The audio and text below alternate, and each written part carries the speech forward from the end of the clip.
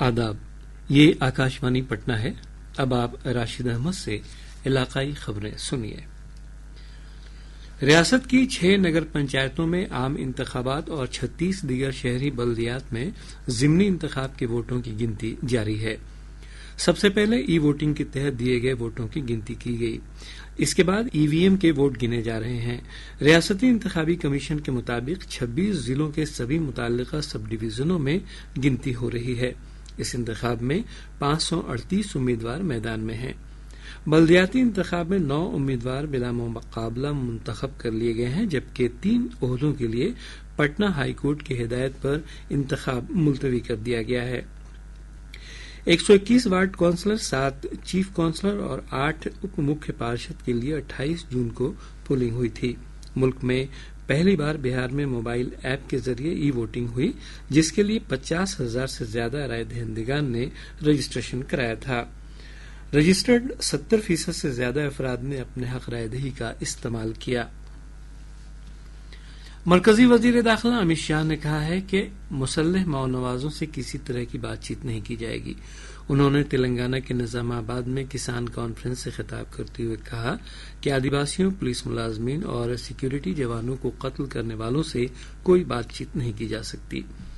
वजीर दाखिला ने बाएं बाजू इंतहा पसंदों से असलहा छोड़कर मेन स्ट्रीम में शामिल होने की अपील की।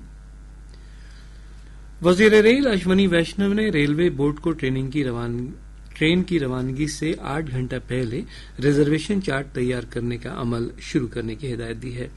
इस कदम से वेटिंग लिस्ट में टिकट लेने वाले मुसाफिरों की गैर यकीनी कैफियत खत्म होगी। वेटिंग लिस्ट से टिकट कंफर्म नहीं होने की सूरत में मुसाफिरों को मुतबादिल नज़्म करने का भी वक्त मिलेगा।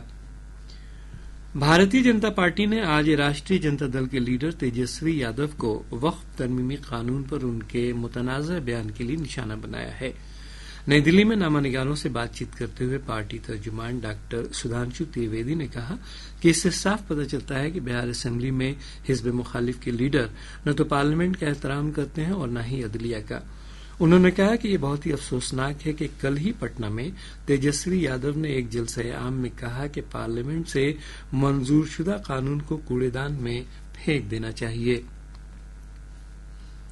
बिहार असेंबली इंतखाब के मद्देनजर वोटर नजरसानी प्रोग्राम के तरीक़ेकार पर साबिक वजीर आला और कांग्रेस लीडर अशोक गहलोत ने इंतखाबी कमीशन पर सवाल उठाए हैं।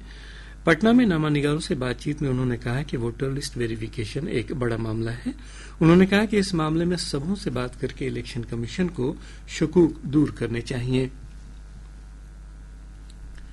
रियासत की 11 शहरी बल्दियाती इकाइयों से कचरे से बिजली बनाए जाने का मंसूबा है। शहरी तरक्यात और रिहाइश के वजीर जीवेश कुमार मिश्रा ने पटना में बिहार रिन्यूएबल एनर्जी एक्सपो की इख्तितामी तकरीब में ये ऐलान किया। उन्होंने बताया कि पटना में बनने वाले प्लांट से 15 मेगावाट बिजली के साथ ही एथेनॉल और कंपोजिट खाद भी तैयार होगी।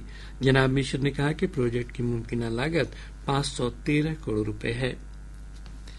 रियासत में मानसून के जेर असर लगातार बारिश हो रही है। महकमा मौसमियात ने आज गया, बक्सर, अरवल और जमुई समेत 12 जिलों में बारिश और बिजली गिरने की चेतावनी जारी की है।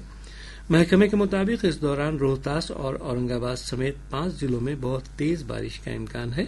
वहीं बकिया मुकामात पर हल्की से औसत बारिश का इम्कान है। गुज़िश्ता 24 घंटों के दौरान राजधानी पटना समेत दूसरे जिलों में अच्छी बारिश की खबरें हैं। इस मुद्दत में वैशाली जिले में 36.5 मिलीमीटर, गोपालगंज में 30.5 और पटना में 14.5 मिलीमीटर बारिश दर्ज की गई। महकमा मौसमियात के मुताबिक रियासत में अब तक मामूल से 34% कम बारिश हुई है। महकमे के मुताबिक 29 जून तक आमतौर पर 150 मिलीमीटर बारिश होनी चाहिए थी, लेकिन अब तक तकरीबन 100 मिलीमीटर बारिश ही हुई है। इसके साथ ही आकाशवाणी पटना से इलाकाई खबरों का ये बुलेटिन खत्म हुआ।